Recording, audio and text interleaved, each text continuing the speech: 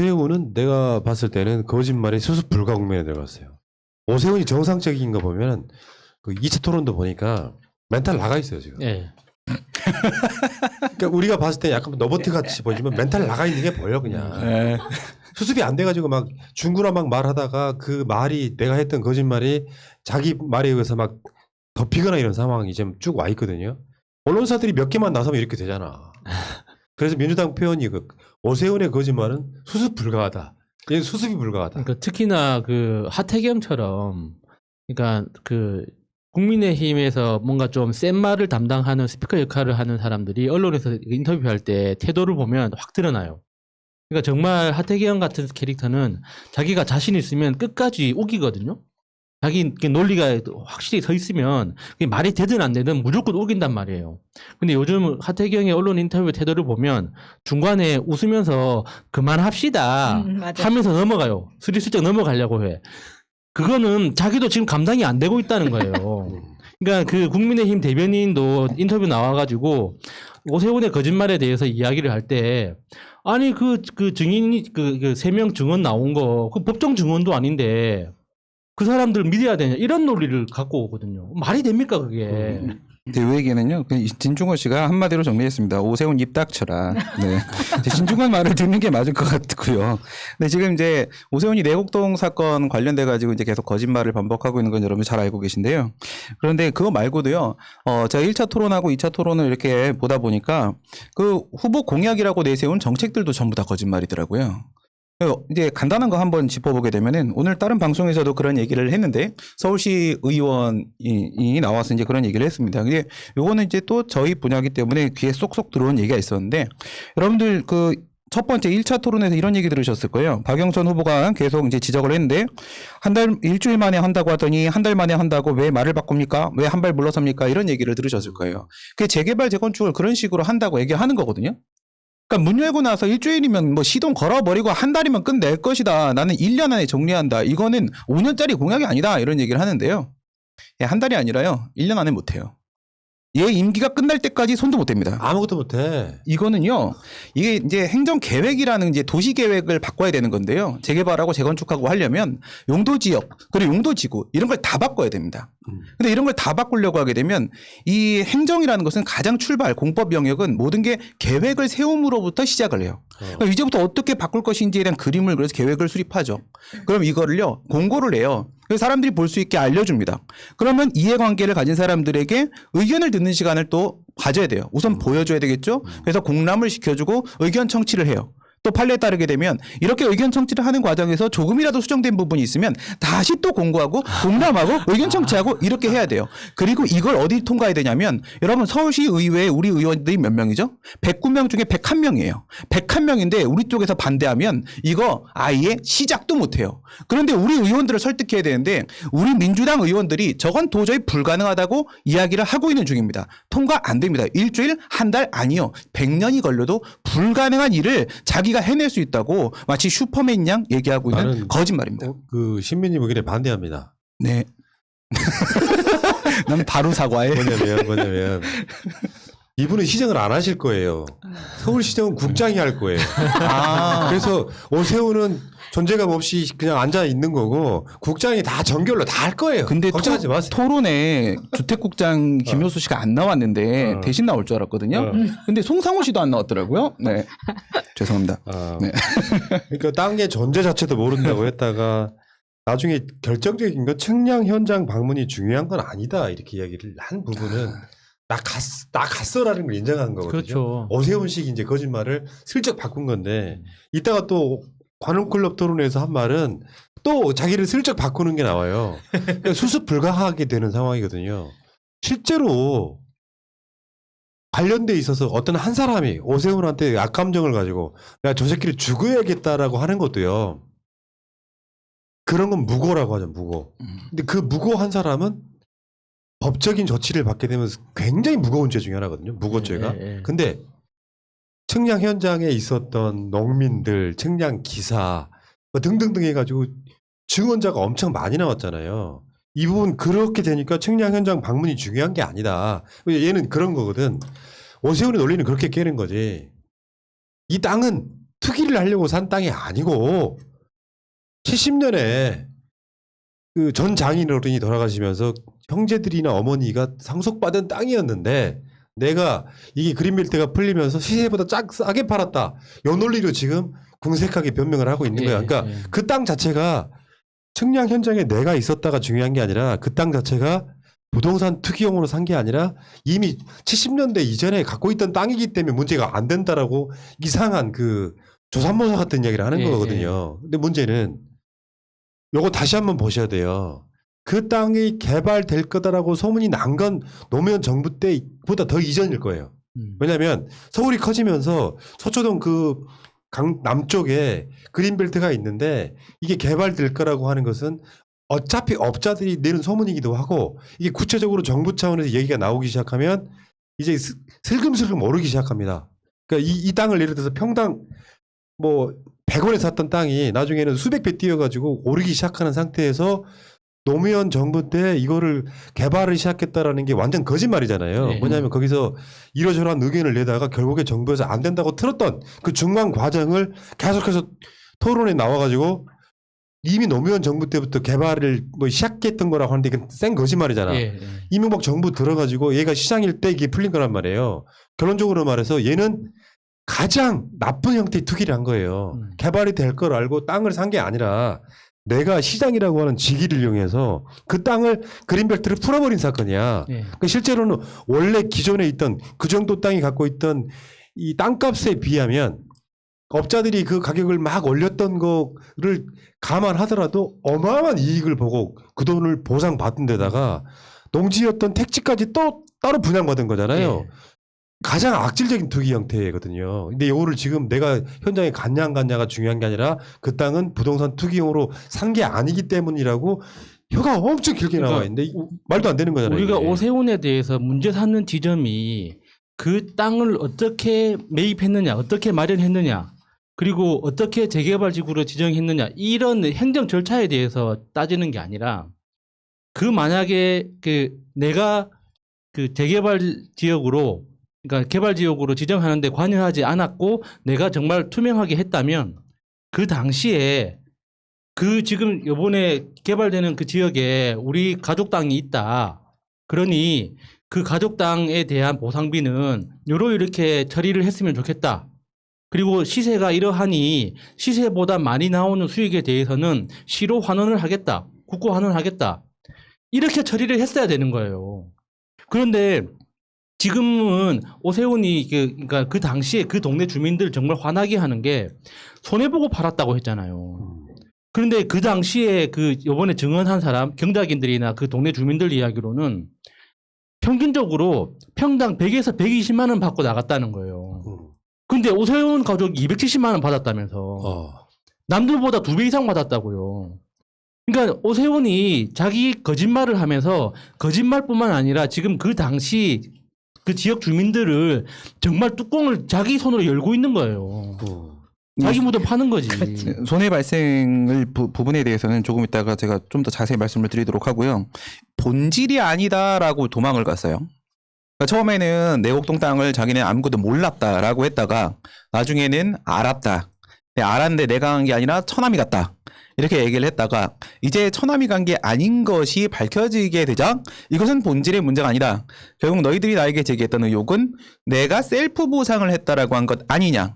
내가 측량 현장에 있었냐 없었냐가 그 셀프 보상을 했다라는 것과 어떻게 직접적 관련성을 맺느냐. 따라서 이것은 본질이 아니다. 이런 식으로 다시 프레임을 바꿔보려고 합니다. 그런데 이것은요. 측량 현장에 있었다 없었다의 문제는 그 입회 여부가 본질이 아닌 것이 아니라 본질 중의 본질입니다. 왜 그런지 제가 말씀을 드려볼게요. 그 입회를 했죠? 입회를 했다는 것이 밝혀지면 그 내곡동 땅의 존재를 알았다는 것은 분명히 증명된 거예요. 자기가 그 자리에 갔잖아. 에피소드 기억입니다. 이건 기억을 잊어버릴 수가 없어요. 기억상실증, 치매가 아니라면. 당신이 우리한테 중증 치매라고 그랬지. 네, 좋아. 그러면 알았다는 건 확실히 된 겁니다. 그럼 여기서 연결고리가 끊어질 수 있는 지점은 징검다리가 2개가 있었습니다. 하나, 노무현 정부 때 이루어졌던 그 보금자리 주택 지정이었다. 그린벨트 해제는 노무현 정부 때 나왔다. 두 번째, 국장 전결이다. 이 두 개가 셀프 보상으로 이어지는 논리 고리를 깨고 있었어요. 그렇지만 노무현 정부 때 이루어진 게 아니라는 것은 분명히 밝혀졌고요. 환경부의 거부로 안 됐었고요. 그리고 이 국장 전결이라는 부분이요. 서울시 의회 기록, 그 다음에 국회 국정감사 기록에서 오세훈이 나 그거 알아요라고 하는 부분이 나오고요. 그 다음 두 번째, 그 권유수 주택국장이라는 사람이 오세훈 시장이 이렇게 시켰어요라는 발언이 나옵니다. 네. 따라서 그 두 개의 중간 고리가 이미 상수값이 돼버렸기 때문에 남아있는 변수는 오직 하나. 본질 중에 본질은 그 자리에 있었냐 없었냐 이거기 때문에 본인이 안 거예요. 예. 이게 본질이라는 걸 알았기 때문에 본질이 아니라고 말하고 싶은 거예요. 그러니까요. 지금. 네. 그러니까 이미 엄청나게 크게 심하게 표현하면 오세훈은 그 땅 풀려고 서울시장 됐다.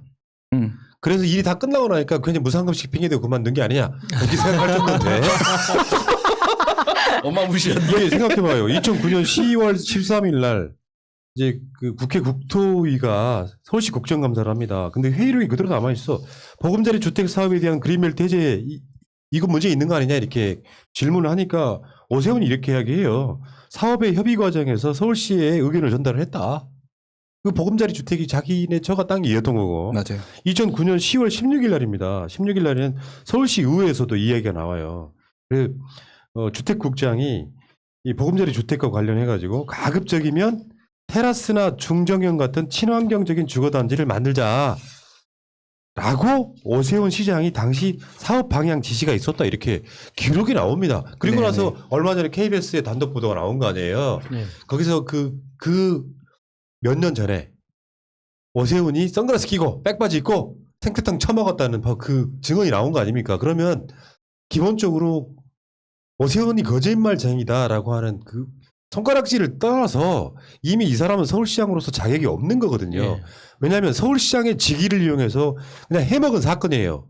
그럼 이 사건 자체에 대한 도의적인 책임이라도 있는 거야. 마음속에 땅이 없다고 할지라도 결과적으로 그렇게 됐다고 하면 서울 시민들한테 죄송하다고 이야기하는 게 정상적인 거죠. 예. 근데 계속 거짓말하면서 이걸 덮어갔단 말이야. 그래서 결국에는 뭐 이따가 오늘 오세훈 이야기 계속 할 텐데 오세훈 자체는 서울시장으로서 이미 당선된다고 해도 이 사람은 서울시장으로서의 자격을 잃은 사람에 가깝습니다. 네. 말도 안 되는 거죠. 손해 발생에 대해서 제가 좀 말씀을 드려볼게요. 여러분들 이렇게 한번 생각해 보세요. LH 사태에서 우리 3기 신도시에 대한 이야기 나왔죠. 이것 그리고 지금 이 내곡동 땅에 대한 문제 아무거나 대입하셔도 상관이 없습니다. 그린벨트가 묶였어요. 그린벨트의 원래 이름은 개발 제한 구역입니다. 개발의 가장 기본은 바로 건축행위입니다. 보금자리 주택을 건축하는 개발 행위죠. 바로 이런 건데요. 그러면 3기 신도시를 만들겠다라고 해서 또는 보금자리 주택을 만든다라고 해서 거기에 살고 있는 사람들의 집과 땅을 수용, 강제로 재산권을 박탈을 하게 됩니다. 그럼 그 집과 땅을 뺏은 다음에 보상이라는 걸 해주는데요. 여러분 이 보상을 할 때요. 그린벨트가 현재 묶여있는 상태라고 전제를 깔아보세요. 그럼 그린벨트가 묶이는 순간 땅값은 똥값이 돼버렸겠죠. 그럼 이거를 국가가 필요로 해서 수용을 합니다. 강제로. 그러면 그린벨트를 묶이기 이전에 시세가로 보상을 해줄까요? 아니면 현재 그린벨트에 묶여있는 상태의 똥값으로 보상을 해줄까요? 옳고 그름의 문제를 떠나서 현행법상 후자입니다.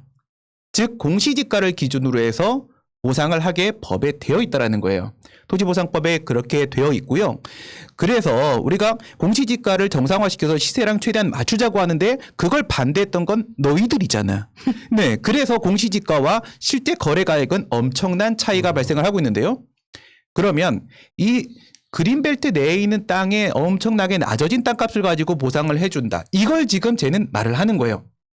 이 시세로 보게 되면 우리 땅이 이만큼의 가격인데 1,000만 원 받을 수 있는 건데 그 공시지가를 기준으로 하고 나니까 700만 원밖에 못 받았다. 난 300만 원의 손해를 봤어. 이런 얘기를 하는데 전제 조건이 틀렸다고 했죠. 그린벨트 안에 있는 땅은요. 이렇게 보금자리 주택이 들어오거나 해서 그린벨트가 풀리지 않는 한 안에 있는 땅은 아무도 안 산다. 환가가 안 되는 땅이었다는 거예요. 시세가가 만약 1,000만 원이었다 하더라도 1,000만 원은 죽는 그날까지 내 주머니에 들어올 일이 없는 그냥 맹지다 이겁니다. 예. 그걸 700만 원을 줬기 때문에 받을 수 없는 돈 700을 받은 것이지 1,000만 원을 받을 수 있는데 마이너스 300의 손해가 발생한 게 아니에요. 절대 못 가질 700을 네 주머니에 네 손에 그러니까요. 쥐어진 거다 이거예요. 어쨌든 지금 오세훈이 이제 전략은 이거예요. 온갖 거짓말로 당선만 되고 보자. 당선되고 나면 면죄부 준다 이런 감정이거든요. 딱 그게 보이잖아요. 예. 자기 거짓말로 지금 자기 거짓말에 걸러 넘어졌는데도 불구하고 계속 그런 식으로 지금 행태를 하고 있는 거고 오세훈이 정말 떳떳하다면 자신을 봤다는 농민들 뭐 측량 팀장 또는 그 지시를 받았다고 하는 김효수 주택국장 이런 사람들을 고소하면 됩니다.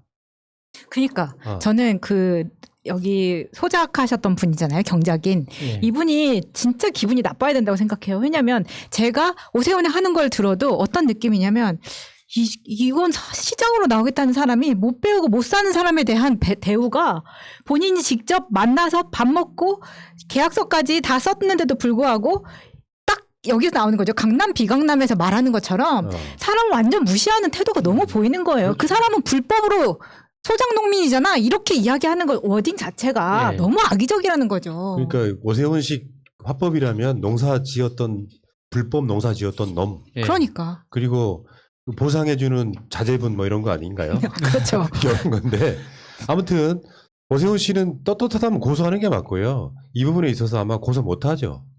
고소하면 또 무고가 돼요. 그러니까 그 경작인에 대해서 설명하는 과정에서도 자기 말이 스스로 이제 엉키던데 이게 그 불법 경작인이 오세훈 표현으로 불법 경작인이 먼저 계약서를 써달라고 해서 장모님이 마음 약하기 때문에 이렇게 계약서를 써줬다. 이렇게 그런 설명 자체도 그 당시에 이미 그 땅의 존재를 잘 알고 있었다는 반증이 되는 거 아닙니까? 맞아. 그런데 그런 것도 까먹고 일단 그 경작인이 뭔가 의도가 있는 사람이고 나쁜 사람이라는 걸 이야기하기 위해서 그 사람이 경작인이 먼저 요구해서 계약서를 썼다. 이렇게 이야기를 했는데 경작인 입장에서는 계약서를 쓰자고 요구할 계제가 못 돼요. 만약에 거기가 실제로 주택지구로 지정이 돼서 개발이 된다면 실제로 그 사람 땅 소유자가 아니더라도 경작하고 있는 작물에 대해서는 다 보상을 해줘요. 그 법이야. 예. 그러니까 내가 지금 이 땅의 주인이라는 걸 입증하지 않더라도 내가 보상받을 수 있는데 뭐하러 그게 불편하게 땅 주인 찾아가지고 계약서 쓰자고 합니까? 아니요. 그거는 지금 방송 등에서 잘못 알려진 부분이에요. 그 농작물에 대한 보상은 실제 농작을 하고 있는 농사를 짓고 있는 사람들에게 보상을 하여야 한다라고 되어 있어서 우선은 일단은 맞는 말이에요. 이 사람이 임대차 계약서를 썼던 안 썼던 실제로 거기서 농작을 하고 있었다라고 하게 되면 그 경작인 김 씨는 보상을 받을 수 있는 건 맞습니다.